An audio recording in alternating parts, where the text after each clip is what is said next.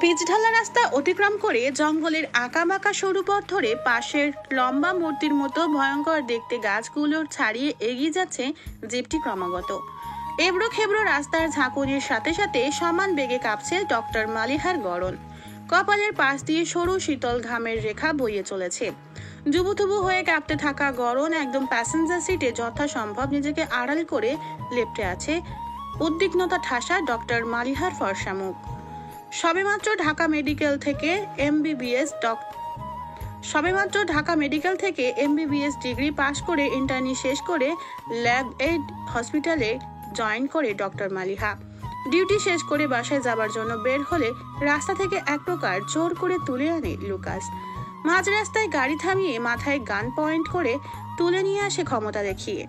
আজকাল রুগী দেখতে নিয়ে যাওয়ার নতুন পন্থা মনে হয় এটা, তবে আর 4-5টা সাধারণ মানুষের জন্য নয়।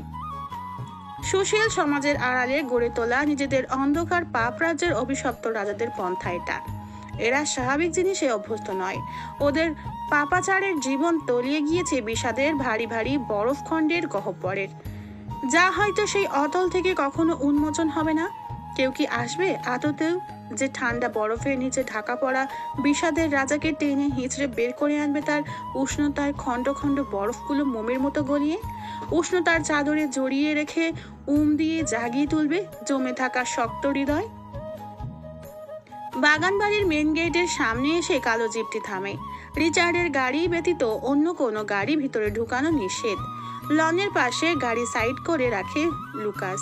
একজন কালো পোশাকধারী গার্ড দৌড়ে এসে ডোর হ্যান্ডেল টেনে খুলে দিয়ে উদীয়মান হয় তীর তীর করে কাঁপতে থাকা ডক্টর মালিয়া একদম অপর প্রান্তে কর্নারে গিয়ে জমে আছে গতি হারানো হৃদস্পন্দনে নিয়ে।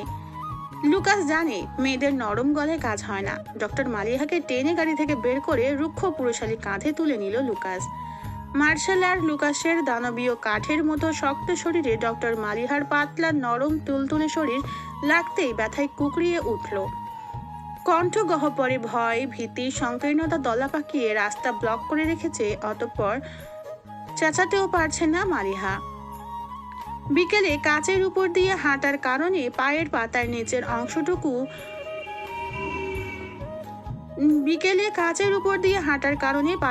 নিচের অনেকটুকু অংশ খুবই বিভৎসভাবে কেটে গিয়েছিল এলিজাবেথের। কিছু কাঁচের অংশ একদম হাড্ডিতে গিয়ে বিঁধেছে সরাসরি। রিচার্ডের কোলে ঢলে পড়ার পর রিচার্ড উপরে নিয়ে গেলেও কোনো রকম ট্রিটমেন্ট করেনি। বজ্র কণ্ঠে মেয়েদের উদ্দেশ্যে চেঁচিয়ে বলে গিয়েছিল রাতে ফিরে যেন এলিজাবেথের পা সুস্থ দেখে। থরথর করে কাঁপতে থাকা মেয়েরা সকলে রিচার্ড চলে যাওয়ার পর এলিজাবেথের পা থেকে সকল কাঁচ বের করে। ক্ষত বিক্ষত হয়ে গিয়েছিল এলিজাবেথের পায়ের পাতা। মেয়েরা সকলে চোখের পানি ফেলে এলিজাবেথের এই করুণ দশা দেখে। রেশমা নার্সিং ইনস্টিটিউটে 2 বছর অধ্যয়নরত ছিল। পরবর্তীতে বাবা মারা যাওয়ার পর টাকার অভাবে পড়া শেষ করতে পারেনি আর, তবুও ড্রেসিং করা শিখে গিয়েছিল 2 বছরে। লুকাস রিচার্ডের আড়ালে ড্রেসিং এর সমস্ত সামগ্রী এনে দিলে রেশমা সুন্দর করে এলিজাবেথের পা ড্রেসিং করে দেয়। তখনও জ্ঞান ফেরেনি এলিজাবেথের। এলিজাবেথকে বেডে সুন্দর করে শুইয়ে দিয়ে মেয়েরা নিচে চলে আসে। যে যার যার মতো কাজে লেগে যায়। রেশমা এলিজাবেথের জন্য ভেজিটেবল স্যুপ বানায়। অতিরিক্ত রক্তক্ষরণ হয়েছে, একটু প্রোটিন ভিটামিনের দরকার। এমনিতেও কম ধকল যাচ্ছে মেয়েটা শরীরের উপর দিয়ে। এই 2 দিনেই এলিজাবেথের মায়াবী চেহারায় মায়ায় পড়ে গিয়েছে রেশমা। এলিজাবেথের ডাগর ডাগর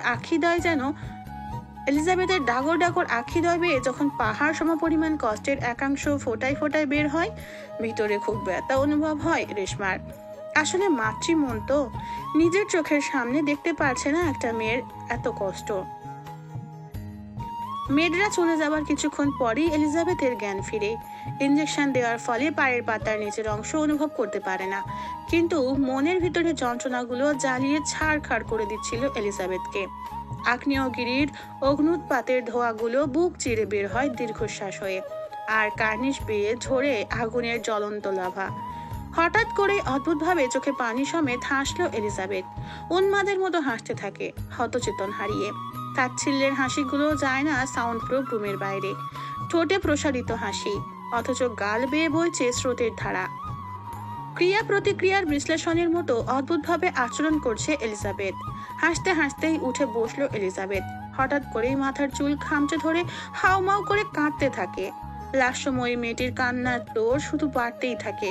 মেঘলা আকাশে বজ্রপাতের পর যখন আকাশ ভেঙে বৃষ্টি ঝাঁপিয়ে পড়ে, ঝরা পাতার মতো সেভাবে কাঁদতে থাকে এলিজাবেথ।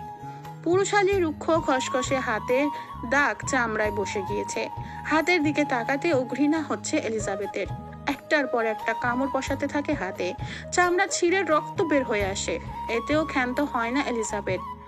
রক্ত ঝরে বিভৎস দেখতে হাত দিয়ে এলোপাথারি আঘাত করতে থাকে নিজের শরীরে। ফর্সা গাল ফলা ফলা আঙুলের ছাপে তলিয়ে যায়। দেয়ালে ঝুলিয়ে রাখা বিশাল আকৃতির হিংস্র ড্রাগনের পেন্টিংটি শুধু রাজসাক্ষী হয় এলিজাবেথের সেই উন্মাদনায়। একসময় নিজেকে আঘাত করতে করতে ক্লান্ত হয়ে পড়ে এলিজাবেথ। জীবনের উপর আর অভিযোগ জানাতে ইচ্ছে করে না। হাঁপিয়ে গিয়েছে সে। জীবন চক্র তাকে আজ কোথা থেকে কোথায় নিয়ে এসেছে তাকে। কাছের মানুষগুলোর কাছ থেকে এত কাঠিন্যতা আর নিজের ইজ্জত হারানোর বেদনা ভিতরে ভিতরে কুড়ে খেতে থাকে এলিজাবেথের। এই জীবন আর মেনে নিতে পারছে না। দিশেহারা হয়ে এদিক সেদিক কিছু খুঁজতে থাকে। হঠাৎ নজরে আসে বেডসাইড টেবিলে রাখা একটি ইঞ্জেকশন। এছাড়া পুরো কক্ষে আর তেমন কিছুই নেই আত্মঘাতী। রিচার্ড আগে থেকেই সব সরিয়ে ফেলেছিল। একটু আগে ব্যথা কমানোর জন্য এই ইঞ্জেকশন রেশমা এলিজাবেথকে পুশ করেছিল। অসাবধানতায় রুম পরিষ্কার করার সময় এটা বাদ পড়ে গিয়েছিল। এলিজাবেথের চোখ জলজল করে উঠল খুশিতে। হাতে নিয়ে এক দৃষ্টিতে চেয়ে থাকলো ইঞ্জেকশনের দিকে। চোখ মুখ অনুভূতি শূন্য। দেহে নামমাত্র প্রাণ আছে, তবে সেই প্রাণের মধ্যে বাঁচার কোনো তাগিদ নেই। মুক্তি চাই এই অভিশপ্ত ধ্বংসযোগ্য ধ্বংসযোগ্য পাপাচারে নিবিষ্ট এক অন্তহীন মরীচিকা থেকে। শেষবারের মতো চোখ বুজে কল্পনা করে নিল নিজের মা বাবাকে। কণ্ঠ বুঝে এলো কান্নায়। ফ্যাস ফ্যাসে আওয়াজে বিড় বিড় করলো, আমি আসছি মম, ড্যাড। ইঞ্জেকশনের লম্বা সরু অংশটি চালিয়ে দেয় কবজির উল্টো পিঠের সবচেয়ে পাতলা চামড়ায়। পরপর 4 বার হাতের ওপর চালায় সেই সরু সুইচের মতো অংশ। হাতের চামড়া ছিঁড়ে ছিঁড়ে ফিনকি দিয়ে ছিটকে গিয়ে রক্ত আছড়ে পড়ে ওর রক্তাভ মুখে। ঠোঁটের কোণে তখনও হাসির ঝলকানির। রক্তক্ষরণ বাড়তে থাকে। চোখের সামনে ঝাপসা হতে থাকে সকল কিছু। আশ্চর্যজনকভাবে একটুও ব্যথা অনুভূত হচ্ছে না এলিজাবেথের। শরীর ছেড়ে দেয় কটনের বালিশে। শূন্যে তাকিয়ে গলা হতে নির্গত কর্কশ গোঙানির শব্দ দুর্বল গলায় উচ্চারণ করলো, অভিমান জমে জমে আমি ব্যথাহীন। আহারে জীবন, আহা জীবন, বিদায় তোমায়। এই অভিশপ্ত আমার জন্য আর কষ্ট পেতে হবে না। মুক্তি তুমি। সহসায় চোখ বুজে এলো এলিজাবেথের। স্যুপ নিয়ে এসে সবার আগে এলিজাবেথের এই অবস্থা রেশমা দেখে। রেশমার চিৎকারের পরে সকল মেয়ের ছুটে আসে। রিচার্ড এলিজাবেথের এই অবস্থা দেখার পরও শক্ত হয়েছিল। এই যান্ত্রিক নিকৃষ্ট মানবের একটুও খারাপ লাগা কাজ করেনি এলিজাবেথের করুণ অবস্থা দেখে। অভিব্যক্তি ছিল অত্যন্ত স্বাভাবিক। শূন্য দৃষ্টিতে জমেছিল ক্রোধের পাহাড়। শক্ত চোয়ালে কিরমিরিয়ে তাকিয়েছিল এলিজাবেথের নিথর দেহে। ইটালিয়ান লাইন ও ড্রাগন খচিত হাতের গোরস বর্ণের শিরা উপশিরাগুলো স্পষ্ট দৃশ্যমান, মুষ্টিমেয় করে রাখার জন্য। রিচার্ডের ধারালো চিবুকে তাকাতেই শুকনো ঢোক গিলে ন্যাসো আর লুকাস। তবে এলিজাবেথের অবস্থা বেগতিক দেখে আর চুপ থাকতে পারে না রেশমা। রিচার্ডের সামনে এসে দুহাত জোর করে হাঁটু ভেঙে বসে কান্না মিশ্রিত গলায় আহাজারি স্বরে আকুতি মিনতি করতে থাকে।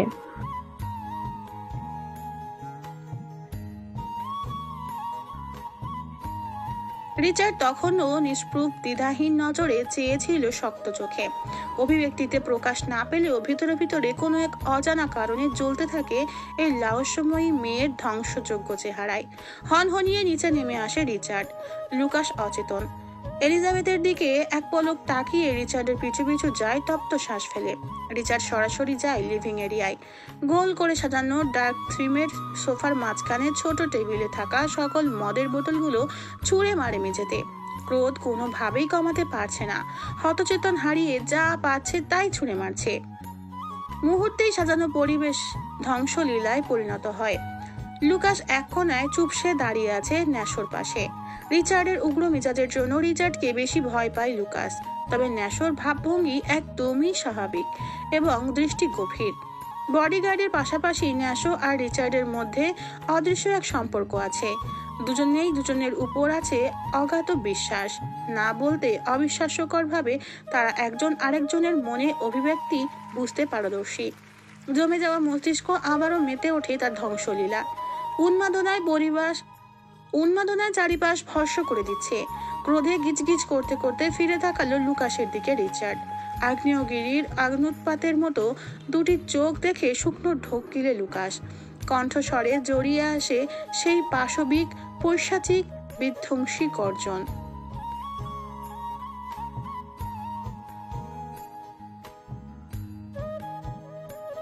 এক্ষুনি ডক্টর নিয়ে আসবে, সময় 20 minute, and it must be a lady doctor. আটকে রাখা দম ছেড়ে মাথা নাড়িয়ে ব্যগ্র পায়ে বেরিয়ে পড়ে লুকাস। গভীর জঙ্গলে ঠেলিয়ে লোকালয়ে যেতেই লাগে 15 মিনিট। অগত্যা 1 মিনিট সময়ও ব্যয় করে না। সোর্স লাগিয়ে দেয় সব থেকে কাছের হসপিটাল ও লেডি ডক্টরের খোঁজে। 40 মিনিট ধরে একই জায়গায় এক দৃষ্টিতে নত দৃষ্টি নিবিষ্ট করে আছে রিচার্ড। এখনো কপালের পাশে নীল রগগুলো ফোলা। অতি ফর্সা চেহারা তীব্র ক্রোধে নিভি নিভি আগুনের উপরের লাল অংশের আভা দিচ্ছে। চারিপাশে কাচের টুকরো টুকরো অংশ ছড়িয়ে ছিটিয়ে আছে। অসাবধানতায় হেঁটে গেলেই পায়ের সর্বনাশ। বাইরে থেকে শোনা যাচ্ছে কোনো মেয়ের মৃদু গোঙানির শব্দ, আর জলহস্তির মতো অধিক ওজনের ভারী ভারী পা ফেলে এগিয়ে আসা ফুটস্টেপ। লুকাস ডক্টর মালিহাকে কাঁধে নিয়েই লিভিং এরিয়ায় রিচার্ডের সামনে দাঁড়ায়। রিচার্ড ক্রন্দনরত মেয়েটির দিকে এক পলক তাকালো না পর্যন্ত। এমনভাবে মাথা ঘুরিয়ে রেখেছে যেন খুবই নস্যি কিছু দেখলেও পাপ। হাত নাড়িয়ে ইশারা দিলে লম্বা লম্বা কদমে সিঁড়ি ঠেঙিয়ে মাস্টার বেডরুমের দিকে যায় লুকাস। ডক্টর মালিহা তখনও লুকাসের পিঠে কিল ঘুষি দিয়ে ছাড়া পাওয়ার জন্য ছটপট করতে থাকে। সরাসরি এলিজাবেথের সামনে গিয়ে কাঁধ থেকে নামায় লুকাস। মালিহার গায়ে তখনও হসপিটালের অ্যাপ্রন। রেশমা ডক্টর দেখে স্বস্তির নিঃশ্বাস ফেলে এলিজাবেথকে বুক থেকে বালিশে শুইয়ে উঠে পাশে দাঁড়ায়। ডক্টর মালিহা এলিজাবেথের বিধ্বস্ত চেহারা দেখে আঁতকে ওঠে। মুখে, গলায়, হাতে, শরীরে অজস্র আঘাতের চিহ্ন। তবে তার থেকেও বেশি বিস্মিত হয় এলিজাবেথের অন্যরকম চেহারা আর লাল চুল দেখে। এখন বুঝতে পারে তাকে এভাবে তুলে নিয়ে আসার কারণ, আর এটাও বুঝতে পারে এরা সাধারণ কোনো লোক না। কান্নার তোর কমে এলো। এক মুহূর্তের জন্য পুরো ঘরে চোখ বুলায় ডক্টর মালিহা। দেয়ালে ড্রাগনের ভয়ঙ্কর পেন্টিং দেখে শুকনো ঢোক গিলে নিচে তাকাতেই আতঙ্কে দুহাতে মুখ চেপে ধরে নৃশংস অপ্রীতিকর দৃশ্যের সাক্ষী হয়ে। ন্যাশো 2 কাঁধে 2 মেয়েদের লাশ তুলছে। গলা শুকিয়ে আসে ডক্টর মালিহার। লুকাস চোখ রাঙানি দিতেই সম্বিত ফিরে পায়। তড়িঘড়ি করে এলিজাবেথের চিকিৎসা করতে থাকে। লুকাস আগে থেকেই গার্ড দিয়ে সকল ঔষধ, ব্যান্ডেজ, রিবন গজ, artery ফরস্পে, tooth ফরস্পে, সিজোর, Povisep, Hexisol, spirit প্রয়োজনীয় সকল কিছু পাঠিয়ে দিয়েছিল। 4টে সেলাই আগে এলিজাবেথের হাতে ইঞ্জেকশনের সরু সুচ দিয়ে অতি সুখিত হওয়ার ক্ষত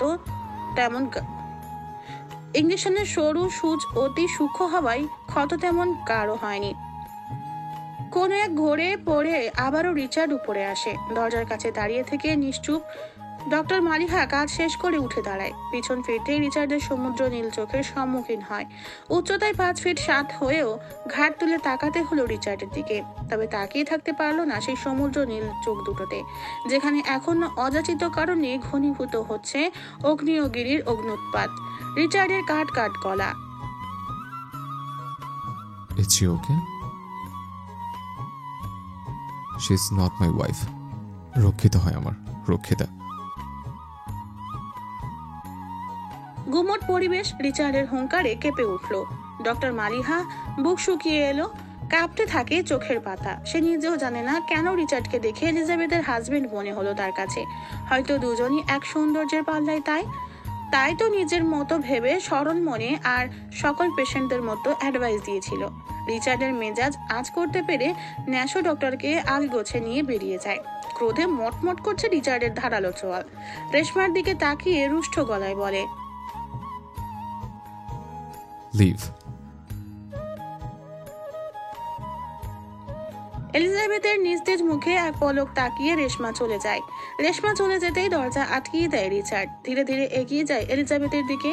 বেডের সাথে কাঁধের এক পাশ ঘেঁষে আদৌ ঝুঁকে বসলো এলিজাবেথের উপর। শূন্য দৃষ্টিতে জমে রয়েছে ক্রোধের পাহাড়। কুটিল হাতে হাত রাখলে এলিজাবেথের ব্যান্ডেজ করা হাতে ধীরে ধীরে চাপ প্রয়োগ করতে থাকে। দৃঢ় হয় হাতের বাঁধন। নড়চড়ে চোখ মুখ কুঁচকে ফেলে এলিজাবেথ ব্যথায়। নড়েচড়ে চোখ মুখ কুঁচকে ফেলে এলিজাবেথ ব্যথায়। ডাক্তারটা কিন্তু সুন্দর। হ্যাঁ সুন্দর, তবে তোমার কালারের সাথে যাবে না। চুপসে গেল লোকাসের মুখ। মাত্রই তারা দুজনে ডক্টর মালিহাকে সেফলি বাসায় পৌঁছে দিয়ে আসলো। ন্যাশোর মুখে এমন কথা শুনে চোখ রাঙিয়ে দৃষ্টি নিক্ষেপ করে বাইরে লোকাস। ন্যাশো ঠোঁট কামড়ে হেসে স্পিড বাড়ায় গাড়ির। পর্দা ভিজিয়ে দেওয়া হয়নি রাতে। সূর্য যখন পৃথিবীতে আলোকিত করতে ব্যস্ত, আলোক রশ্মির মাধ্যমে ঠিক তখনই গভীর জঙ্গলের উঁচু উঁচু গাছের ফাঁক ফোকর গলিয়ে আছড়ে পড়ে টেরেসে। সোনালি আলোর দুটি চোখে পড়তে ঘুম ভেঙে যায় এলিজাবেথের। সারা রাত ঘুমিয়ে ঘুমের ঔষধের রিয়াকশন ফুরিয়ে যায়। মোচড়ে পড়া নরম রোদ এসে গায়ে লাগছে কাঁচের গ্লাস ভেদ করে। এক পশলা শীতল হাওয়া বইছে। পিট পিট করে চোখ মেলে তাকানোর চেষ্টা করে এলিজাবেথ। চেষ্টা করতেই চোখ জুড়ে নির্জারা আবার ভিড় করার চেষ্টা করলো। তাদের ব্যর্থ করার তাগিদে দু হাত দিয়ে চোখ কসলাতে চাইল এলিজাবেথ। হঠাৎ বাঁ হাত চোখে পড়তেই ব্যথায় অসাড় হয়ে নীলবর্ণ ধারণ করে এলিজাবেথের শরীর। তাৎক্ষণিক ঘুম ছুটে যায়। চোখ খুলে তাকিয়ে দেখে ব্যান্ডেজ করা হাত। তার মানে সে মরেনি, এখনো আছে এই অভিশপ্ত জীবনে। কান্নার পূর্ব প্রস্তুতি হিসেবে বুকের ভিতর মোচড় দিয়ে ধরে। কার্নিশ বেয়ে জল গড়িয়ে পড়ার আগেই অতর্কিত আক্রমণে হকচকিয়ে যায়। রিচার্ড শ্বাসনালী চেপে ধরে এলিজাবেথের। ওর অর্ধেক শরীর ঝুলে আছে এলিজাবেথের উপর। হঠাৎ আক্রমণে কান্নার তোড় বেড়ে গেল এলিজাবেথের। ঠোঁট ভাঙতে ভাঙতে তাকালো রিচার্ডের চোখে। অসম্ভব লাল হয়ে আছে রিচার্ডের চোখে, যেমনটা হয় সারা রাত কেউ না ঘুমালে। শক্ত হাতের চাপে ধরে রাখার ফলে কণ্ঠনালীর পথ নিভে এলো। বহু কষ্টে সহসায় আওড়ালো এলিজাবেথ। কেন বাঁচালেন আমাকে? মুক্তি দেন আমাকে এই নরক যন্ত্রণা থেকে। হয়নি আমার শরীরের স্বাদ নেওয়া? কয়দিন পর তো এমনিতেও ছুঁড়ে ফেলে দিবেন। এখন কেন এভাবে আটকিয়ে রেখেছেন আমাকে? এলিজাবেথের কথার পারদে গলার চাপ আরো বৃদ্ধি হলো। চোখ ঝাঁপিয়ে জল আসে এলিজাবেথের। দম আটকে মুখশ্রী রক্তশূন্য হয়ে নীলচে রূপ ধারণ করে। রিচার্ড চিবিয়ে চিবিয়ে বলল, মরতে চাস? খুব শখ, তাই না? হ্যাঁ, তুই মরবি, তবে এত সহজে না। পচে গলে মরবি তুই, তবু আমার কাছে থাকতে হবে তোকে। এখানে মরতে হবে। এলিজাবেথের গলা ছুঁড়ে ফেলার মতো ছেড়ে ওয়াশরুমে চলে যায় রিচার্ড। গলা ধরে কাশতে থাকে এলিজাবেথ। আর একটু হলে দম আটকে যেত সারা জীবনের জন্য। জীবনকে ছাড়তে চাইলেও জীবন তাকে ছাড়তে নারাজ। ব্রেকিং নিউজ, তথ্যমন্ত্রী আনিসুল হক গতকাল থেকে নিখোঁজ। একই সাথে কাল সন্ধ্যা 7টা নাগাদ সামাজিক যোগাযোগ মাধ্যমে ওনার একটি ভিডিও ছড়িয়ে পড়ে, যেটা বর্তমানে গণমাধ্যমে ঝড় তুলে দিয়েছে। ভিডিওটিতে তিনি নিজে সমস্ত কিছু উল্লেখ করেন। কিভাবে তিনি 14 বছর আগে নিজের ছেলের প্রাণ বাঁচানোর জন্য বস্তির অসহায় এক ছেলের জীবন নিয়েছে এবং ওনার সকল কালো ব্যবসার সন্ধানও পাওয়া যায়। তারপর থেকেই তিনি নিখোঁজ। এখনো পর্যন্ত কোনো খবর পাওয়া যায়নি। অদ্ভুতভাবে আজ সকাল ভোরে গত 4 দিন আগে অপহরণ হওয়া সাদমানকে অপহরণকারীরা তথ্যমন্ত্রী বাসভবনের সামনে মুখ বেঁধে ফেলে যায় অক্ষত অবস্থায়। পুলিশ জিজ্ঞাসাবাদ করেও কিছুই জানতে পারেনি সালমানের কাছ থেকে, এবং পুলিশ এটাও কনফার্ম করে তথ্যমন্ত্রী পরিবার হতে কোনো কেস ফাইল করা হয়নি এখনো পর্যন্ত ওনার নিখোঁজের ব্যাপারে। সোর্স, সময় টিভি। ব্রেকিং নিউজ, আজ বেলা 9টার নিউ মার্কেটে এলাকায় পুরাতন এক বিল্ডিং থেকে একজন কলেজ শিক্ষার্থীর ক্ষতবিক্ষত লাশ পাওয়া যায়। পুলিশ তদন্তের মাধ্যমে জানতে পারে কাল রাত থেকে নিখোঁজ মেয়েটি। ইতোমধ্যে লাশ পোস্টমর্টমের জন্য পাঠানো হয়েছে। ধর্ষণের কোনো আলামত শরীরে পাওয়া না গেলে মুখের অংশ খুবই বীভৎসভাবে কাটা হয়েছে। মেয়ের লাশের বিধ্বস্ত অবস্থা দেখে ঘটনাস্থলে হার্ট অ্যাটাক করেন বাবা। ধারণা করা যাচ্ছে এটি কোনো সাইকো সিরিয়াল কিলারের কাজ হবে। Source Jamuna television. টিভিতে নিউজ রিপোর্টার ব্লার করে মেয়েটির ডেড বডি দেখালেও সার্বিকভাবে আন্দাজ করা যাচ্ছে কতটা জঘন্যভাবে হত্যাকারী ধ্বংসযজ্ঞ চালিয়েছে মেয়েটির মুখে। প্লাস দিয়ে জমি দেখে দাঁত খুলে আলাদা করে ফেলা হয়েছে। এতেই ক্ষান্ত হয়নি, কিলার জামির মাংসের অংশ সিগারেটে জ্বলন্ত আগুন দিয়ে ঝলসে দেওয়া হয়েছে। জিভ এবং দাঁতগুলো মিসিং। জিভ একদম ভিতর থেকে ধারালো ছুরি দিয়ে কেটে নেওয়া হয়েছে। সব থেকে ভয়ানক ছিল ঠোঁটের অংশ। কিলার প্রথমে খুবই সূক্ষ্মভাবে লাইটার দিয়ে মেয়েটির ঠোঁটের উপরের রঙিন চামড়া পুড়িয়ে ছাই করে দিয়েছে, যেমনটা আমরা রেস্টুরেন্টে দেখে থাকি। মাংসের সব থেকে নরম হাড্ডিবিহীন অংশ অগ্নিয়গিরির জ্বলন্ত লাল লাভার দ্বারা পুড়িয়ে গ্রিল করা হয়। ঠিক তেমনভাবে পুড়িয়ে কালছেটে বানানো হয় প্রথমে মেয়েটির ঠোঁট। পরবর্তীতে কিলার খুবই আক্রোশের সাথে সিজর দিয়ে স্লাইড করে কেটেছিল মেয়েটির ঠোঁট, তবে আলাদা করে নেয়নি মুখ থেকে। সমুদ্র পাড়ে যেভাবে শুটকি ব্যবসায়ীরা শুটকি প্রক্রিয়াকরণের সময় শুকানোর জন্য রোদের মধ্যে সরু দড়িতে মাছের কাটা দড়ির সাথে বেঁধে ঝুলিয়ে রাখে, ঠিক তেমনভাবে ফলা করে কাটা ঠোঁটের অংশ নাকের নিচের অংশে ঝুলেছিল এবং প্রতিটি অংশের ফাঁকে ফাঁকে চিলি ফ্লেক্স পাওয়া গিয়েছে। কফিতে শেষ চুমুক দিয়ে লুকাস তাকায় ন্যাশোর দিকে। ন্যাশো তখনও টিভির দিকেই তাকিয়েছিল। এত নৃশংস বর্ণনা শুনেও লিভিং এরিয়ার অবস্থানরত 3 মানবের মুখভঙ্গি খুবই স্বাভাবিক, যেন দুধ ভাত। অবশ্য তাদের কাছে দুধ ভাতই। লুকাসের গলায় টিটকারি স্বর। নতুন মাল নেমেছে নাকি মাঠে? কালচিটে ঠোঁট ব্ল্যাক কফির মগে ভিজিয়ে লুকাসের দিকে তাকালো রিচার্ড। ঠোঁটের কোণে বক্র হাসি। নীরব পরিবেশে শোনা যায় ন্যাশোর রাশভারী আওয়াজ। বস, ডিল কি ফাইনাল করবে না আজ? রিচার্ড কোনো কারণে অন্যমনস্ক ছিল, ধরতে পারেনি ন্যাশোর কথা। বিভক্ত হয়ে থাকা ভাঁজগুলো গুটিয়ে প্রসারিত করলো কপাল। পরপর গলা খাসকি দিয়ে পরিষ্কার করে বলে, কোনটা? কিছুটা আশ্চর্য হলো বটে ন্যাশো, লুকাস দুজনেই। রিচার্ড নিজের কাজের ব্যাপারে খুবই স্ট্রিক্ট। হাতের কাজ কখনো ফেলে রাখে না, যখনেরটা তখনই। সময় থেকে 1 মিনিট হেরফের হলেও ক্ষিপ্ত হয়ে যায়। হঠাৎ কাজের প্রতি এত অমনোযোগী দেখে মনে প্রশ্ন আসলেও ভিতরের প্রশ্ন ভিতরেই চেপে রাখে। কথা পাল্টে বলল, মিডনাইট ক্যাসিনোর মালিকের সাথে যে ডিল হবার কথা ছিল সেটা বললাম। দুজনের ছোট ছোট চোখ দেখে নিজের শক্ত খোলসে নিপাত হয় রিচার্ড। কাট গলায় বলল, ওটা ভেবে দেখি না এখনো। নামতে চাইলে কোনো ডিলের প্রয়োজন নেই, ডিরেক্ট উড়িয়ে দিবে। আশ্চর্য, দ্বিতীয়বারের মতো আশ্চর্য। এত বছর একসাথে কাজ করে আজ প্রথম রিচার্ডের মুখে শুনছে তারা ভাবা হয়নি এখনো। যেই মানুষটা কখনো কিছু করার আগেও 1 সেকেন্ডের জন্য ভেবে নেয় না, নিজেকে সর্বজনী ভেবে যা ইচ্ছা করে, তার মুখে এমন উদ্ভট কথাবার্তা। আশ্চর্য আশ্চর্য আশ্চর্য। লুকাস তেরচা চোখে তাকালো রিচার্ডের দিকে। তখনও কিছুর ভিতর ডুবেছিল রিচার্ড। লুকাস জিভ দিয়ে ঠোঁট ভিজিয়ে নিচু গলায় বলল, বস এইবার চলেন, মেয়ে কম। তাৎক্ষণিক চোয়াল শক্ত হয়ে যায় রিচার্ড।